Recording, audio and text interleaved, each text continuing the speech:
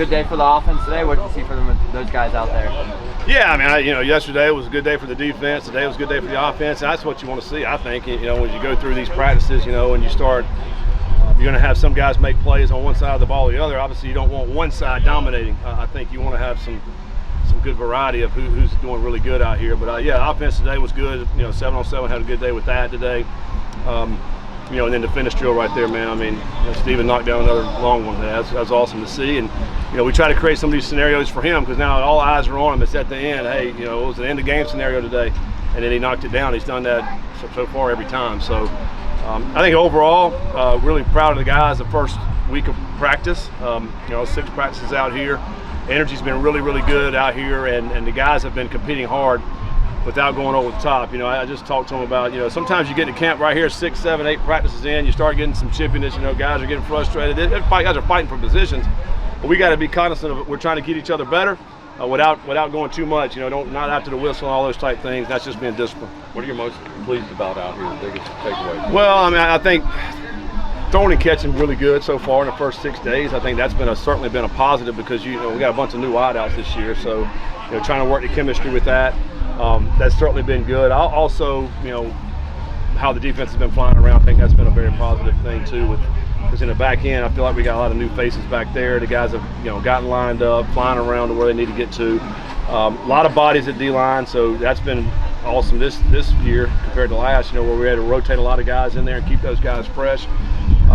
And just but overall, to me, it's just team chemistry and the way the guys are working against each other has been very positive. The coverage on the back end has been really good so far. Today, maybe get back to the tape and figure out why so many guys are well, I mean, there's some contested catches down there I thought today, but our receivers made some great ones today. And the big thing is for me, the defensive backs is keeping them in front, keep everything in front, don't let them get behind you. I mean, obviously you get behind, that's where you're giving up the big plays and for touchdowns. And so we certainly cannot do that. If we're doing that, we got to go back and make sure we're getting back. And I think I'll go back and look at this tape to see exactly what was the issues today, and get better from it. It's day 6. We got time to get better and learn from it.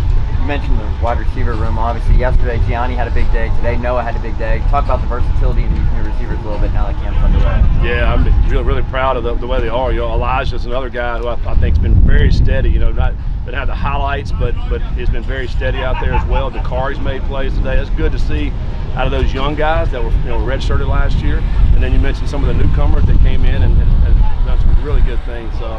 Gio's freshman, I mean, what he did yesterday was awesome. I think he had 3 touchdowns yesterday, and so Noah had a big day today. Noah's been very solid as well. Of course, Caldwell, we've talked about him, and Cyrus and Goody. I think we got a really good complement of receivers out there. There's a lot of different tools in the toolbox right there. You got some bigger guys, some guys with speed.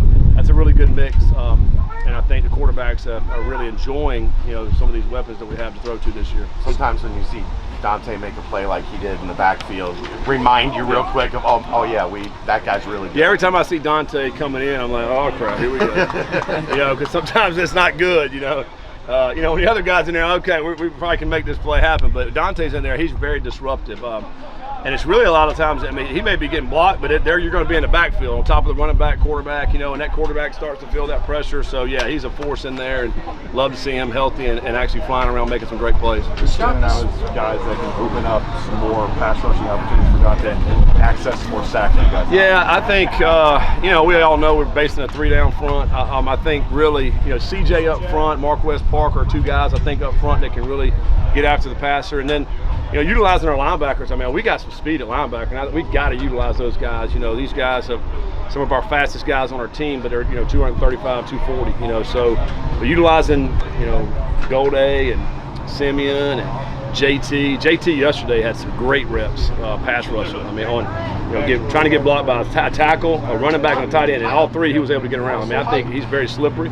I think he's had a really good camp so far. So utilizing those linebackers and being able to be versatile on defense. Last year we were not very versatile. We got to be able to mix it up and do some different things and be able to bring different guys to put pressure on the quarterback. Scott, this program is only 3 years removed from playing in the college football playoff, and after seeing what Arizona State last year surprising teams in college football, how confident are you in your message to the fan base that this Bearcats team can do the exact same thing, compete for a Big 12 championship and CFP for this year? Yeah, I mean, we finally feel like, hey, this is the team that's really being competitive in the Big 12 and in the national scope because, obviously we know where we're at the first year, and then where we're at the second year, we got better, and I think we've built to this team right here.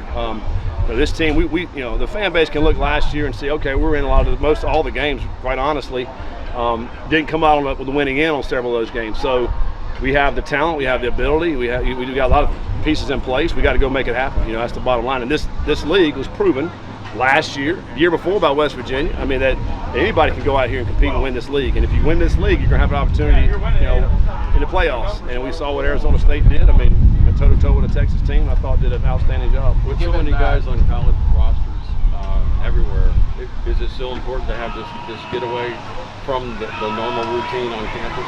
Well, I think, we're going to make the best of it. I think for us out here, there's no distractions. One of the biggest distractions females running around for these 18 to 23-year-olds, and we don't have any out here. So when they get back on campus, they're going to be reintroduced to that. And so we'll give them a day off tomorrow, and then I said, you guys better be come back focused on Monday, ready to go. Now the thing about it is, they're training at our place all summer long. They did a great job this summer. So we got a mature team. That's the other thing. This team is mature. They come to work every day.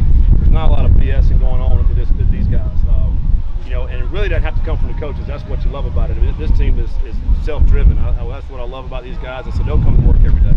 The offensive line, got a few new faces out there. How do you feel like they're gelling so far?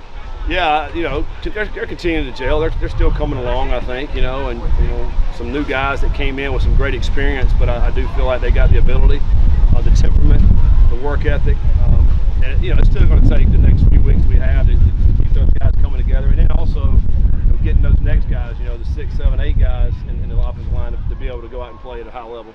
You guys are playing Nebraska at Kansas City, Arrowhead Stadium, Thursday night, ESPN.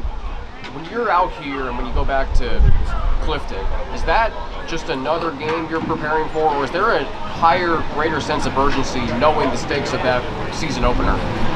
Yeah, I mean, it is our first game, and so you're certainly going to be ready to go in the first game, but you have to have a little sense of urgency, no question, when you're playing a team like Nebraska, coming off one of their best seasons they've had in probably a decade. They're good coaches there. They have really good players. They went out and got some more good players. So it's going to be a great test for us. So yeah, we want to go out and say, hey, where's our barometer? Where are we going to be at for this season? It's a great test to start out with Nebraska at Arrowhead. We're excited about that opportunity.